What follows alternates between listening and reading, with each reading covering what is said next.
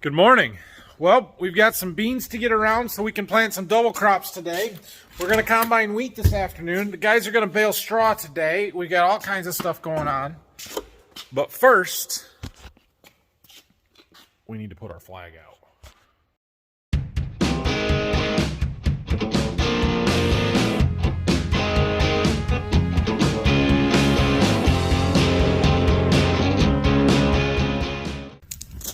Happy 4th of July, everybody.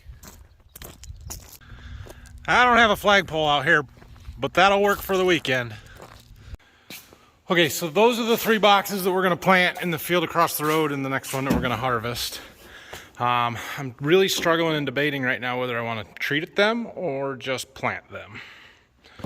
So we'll see. I'm probably just going to plant them. I may treat like 1 or 2 of the boxes and do the rest untreated and have a little comparison, but it's double crop. I don't really need the treatment. We're trying to keep costs low. So also I cleaned up my side mess.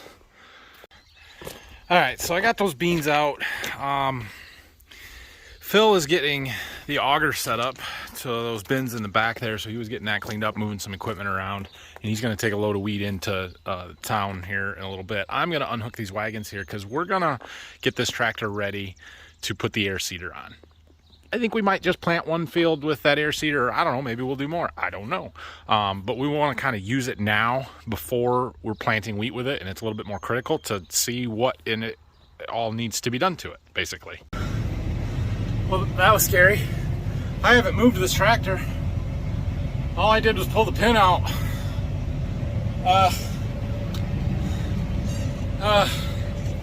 Those wagons kind of started rolling on me. I pulled the pin out, it was fine. It didn't even come out that hard, and then all of a sudden, they started rolling until the back wagon jackknifed enough to make it stop. Whew, that could have been bad. I'm glad it didn't hit the bin.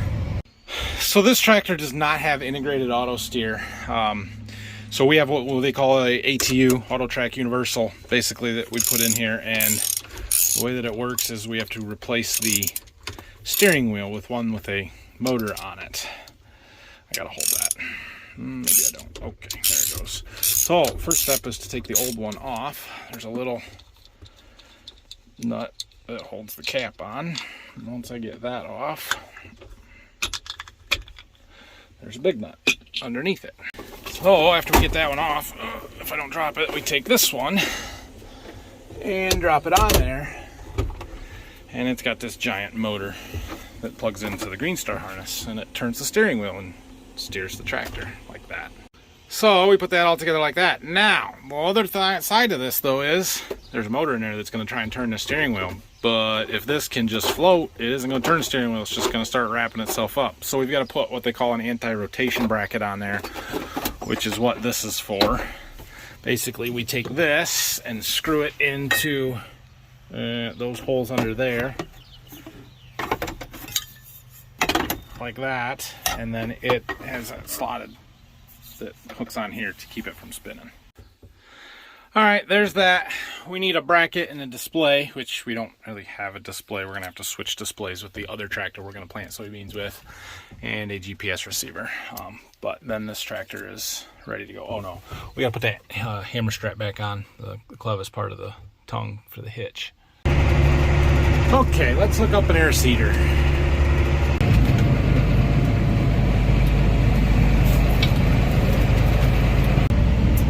So one of the modifications that Phil has already made to this air seeder since we've gotten it is to split one of the hydraulics so that we don't need the valve on there, because we had 4 hydraulic outlets on the 8430. We don't on this tractor, which means the markers or the fold or something is going to have to get unplugged while we're in the field.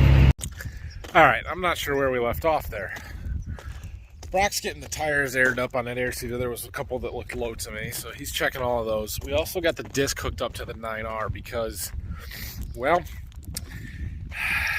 we're probably going to disc some of this wheat stubble before we plant the beans after they get the straw off, to do a couple of things. One, it knocks the stubble down, which makes it a little easier to combine this fall.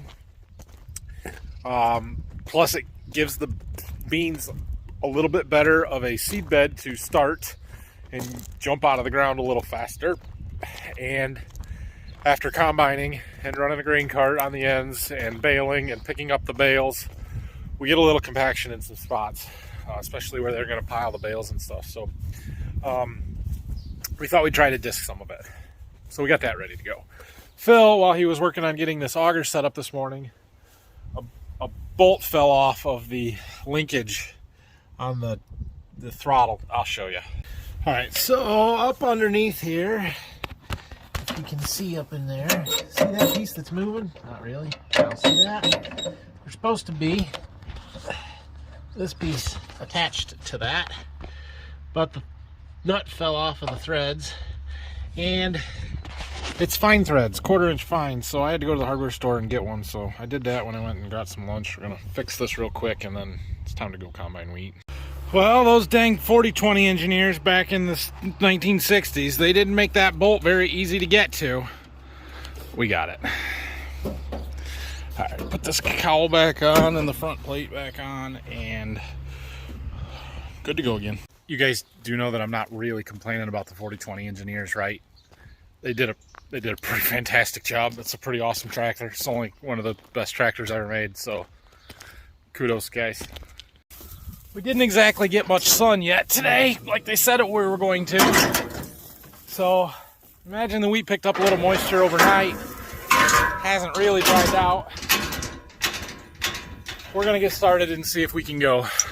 Phil took a load in to Toledo, our mommy, so he's gonna be back in a while. We're gonna check the oil and go over there. Here we go, day 2. How much can we get done? Oh, look what I see. You guys see it? Probably not. Oh, I'm sorry, I'm playing with the brightness. Not what I wanted. Right there is a baler getting started. The job this head does, even in down wheat, is amazing. Bringing that green down nasty stuff in. I should probably go around this, but I'm not going to. Grind it out, blend it in. It will be just fine like that. Shaving it clean, we're getting it all. Let's see if he can figure this out. Do a little unloading on the go here.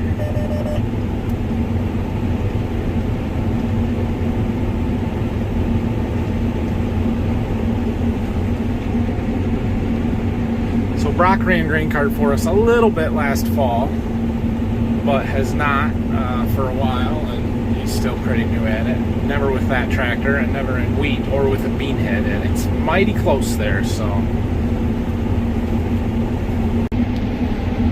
Well, it does feel like the wheat picked up a little bit of moisture overnight. It says 14.3 right now, but we're averaging about 15.7, although that's end rows and the ends along the woods were wetter, so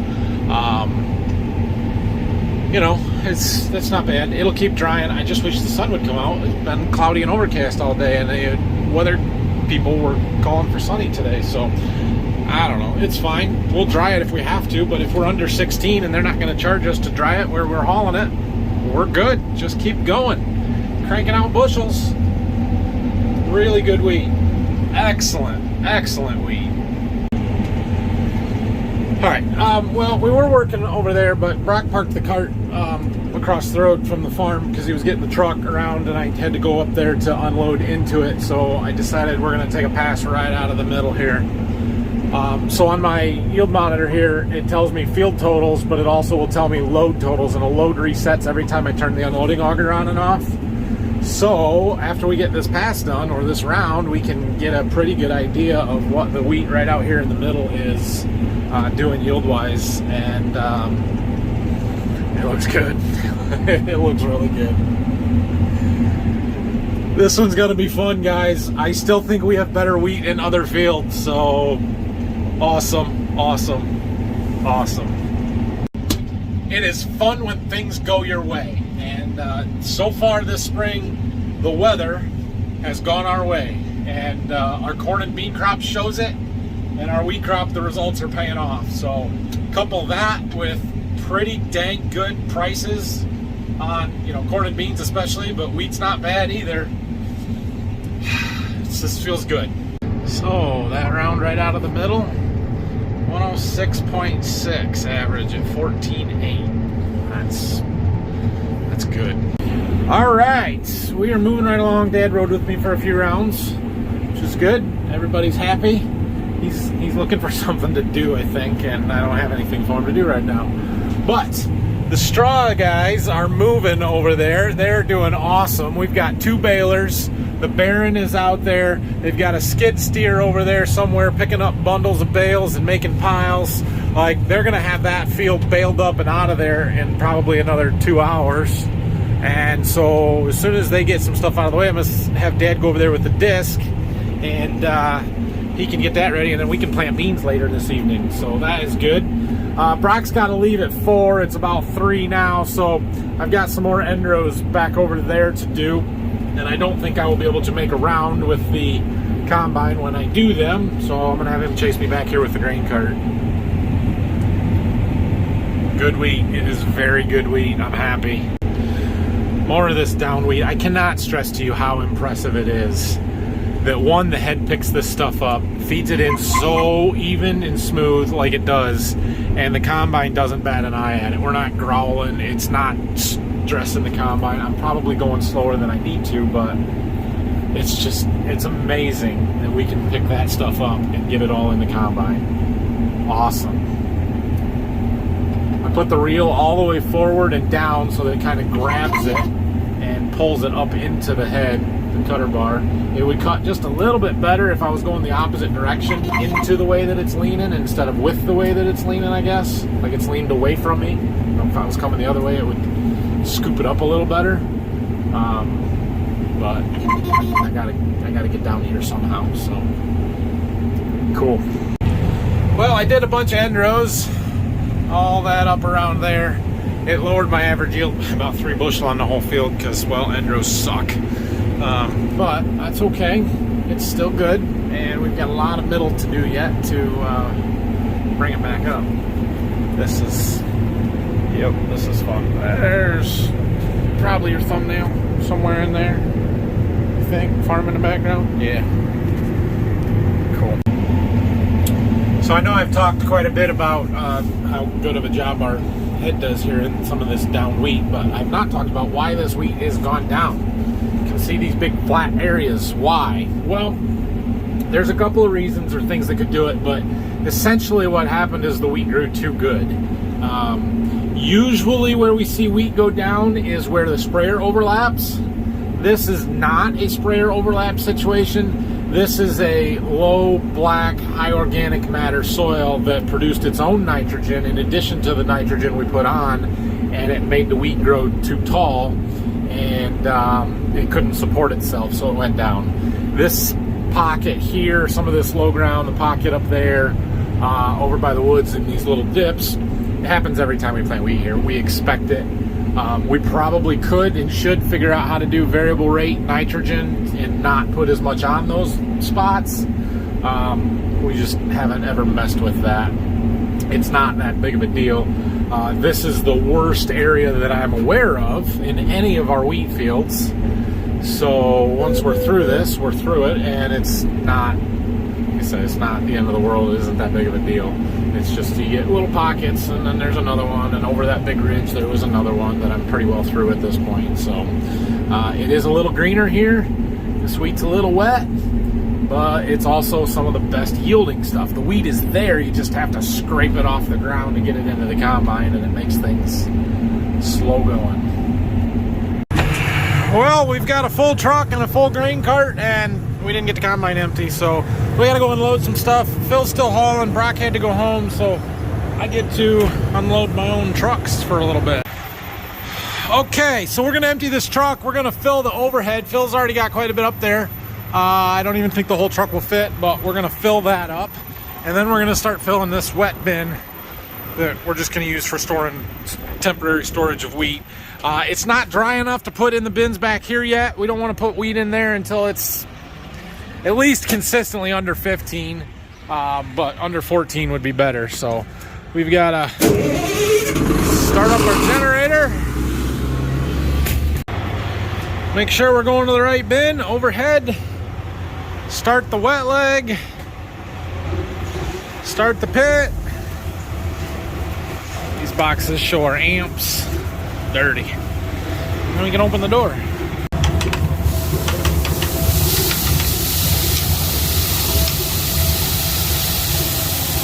We're gonna grab a sample.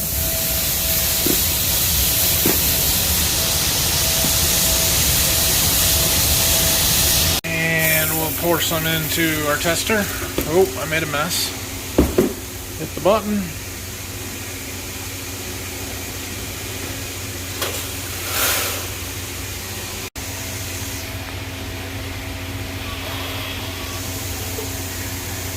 $15.3. Pretty close to what the combine said. In fact, that's exactly what the combine said. 15.3 was the average for the field. That's good. So we have those vindicator things that turn yellow when there's grain behind them. The bottom two are tripped, the top one is not. But we also have a buzzer, a rotary buzzer. It spins in there, and then when the grain hits it, it stops spinning and it turns a buzzer on. So hopefully we don't overflow it. So we have a small pit here. It's not near enough to just dump a truck. I could open the door up and just let it fill up, but I'm trying to regulate the amps on our leg a little bit. Our motor's rated at 45 amps, and we're right there with wheat. Because it's usually heavy, you can overload the motor on the leg. With corn and beans, it's hard to do that. There's some slide gates in there. Yeah, I probably got it too far open now. There's some slide gates in there that we can adjust how fast it'll flow into the pit. But they're not easy to do, so we don't do it between crops. We just do it once and you set it and it's done. So we regulate it with the flow coming out of the truck. We're good. We're good. Well, the front half of the truck was running empty and my top indicator tripped, so the buzzer's not going off yet, but I'm not going to push it. So we'll put the second half in the wet bin. We should be getting wheat. There we go. It's dusty. Can't see much. Okay, this one's empty. I'll go empty the grain cart and unload the truck again. Okay, some good news. So Phil took that last load in, or the first load that we combined today, and there was whatever the weight that the grain cart said that we had on it. We were about 650 pounds light. The grain cart was, compared to what the scale at the elevator said. So our cart scale was a little low. That's good. That means our yield is better than what the cart says. We'll have to compare that to the combine yet. And so I got that calibrated. We're getting ready to unload. This cart is heavy. Look at this. We got 69,000 pounds on this grain cart. It's not supposed to hold 69,000 pounds. Let's see how many 1,000 pounds we can put on a semi-truck. Since we're not really on the roads, we're just going to the farm. We won't get it all, trust me. 64,000 pounds. Okay, I didn't film it, but truck's empty. Let's go combine some more. Okay, back at it here. We've got 22 acres left in this field. I'm not sure if we'll get it all done with the truck and the grain cart or not, although Phil should be back before we're done, so maybe he'll move something. The straw guys are killing it over there. I believe they are just about done baling that other field that we did last night, and they've already taken one semi-load of bales out and just working on piling up the rest in the truck to come back empty to get them out of there. So here in another hour or so, Dad should be able to go out and start disking, and we're going to plant when we're done with this field here. Well, the balers have got that first field done. They're in this field that we started today, kind of right behind me, so that's good. They still got a bunch of bales to, well, not a bunch, 2 or 3 passes over there to bundle, and a bunch to get out of the field yet. Whoops. We got her a little full. Actually, it was fine until I turned. All right, well, I am finished with this little point here. This area up here. I've got 3 strips over here yet to do. I skipped them because I wanted them to dry down as much as possible today, because I'm going to put them in that wagon. So I want dryish wheat in that wagon. It's really good wheat. Man, it's good wheat. We're plus 100 bushel, and that stuff should be better, so that's good. Straw guys are still moving. They're still bundling. They're still hauling. They got a loaded trailer over there. I think they went to get another empty semi-trailer. And the guys are still baling. They're working on this side of the lane, the field that we started today. So that's good. It's not looking great for getting beans planted tonight, but we're gonna try. They got to get some piles out of the way. Auto steer sure is cool when you can have perfect header width passes left when you take them right out of the middle of the field. That's pretty awesome. It's too wide, I can't get it all in one shot. Combining and baling. He was broke down there for a while. Must have been a shear bolt or something. Got her fixed up though.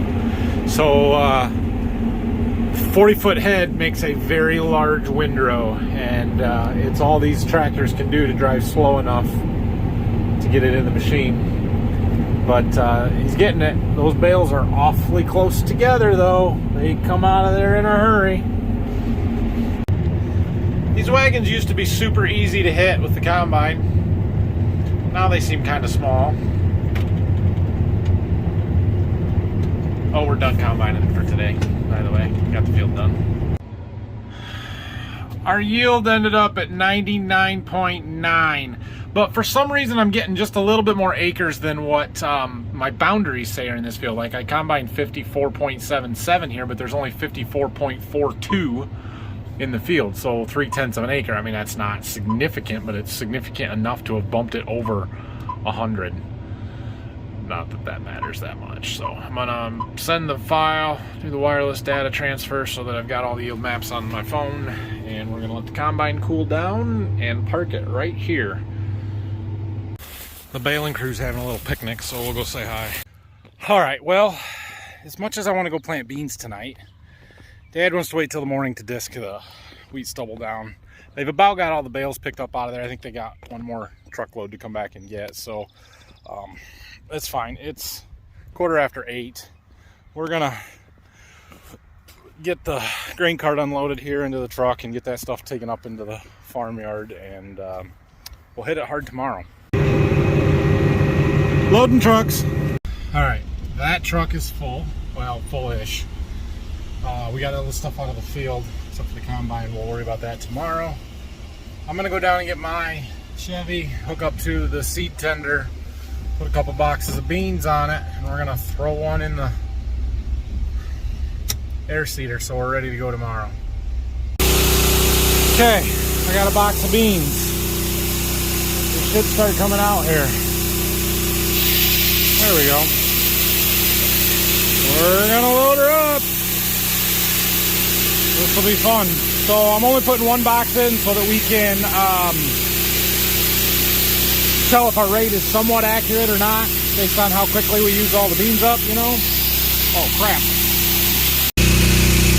Apparently, there are clean out doors, and apparently they were left open.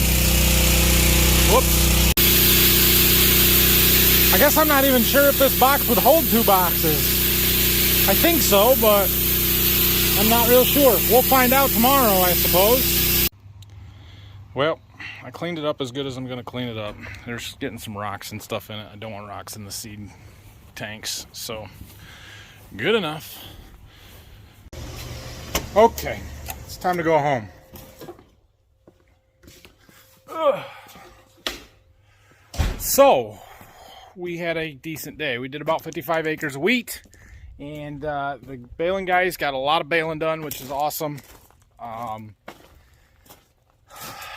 We're ready to plant beans tomorrow as soon as Dad gets the disking done, but I'm going to church in the morning, so when I get back, probably what's going to happen is Brock will be here at noon. It's about what time I will get here.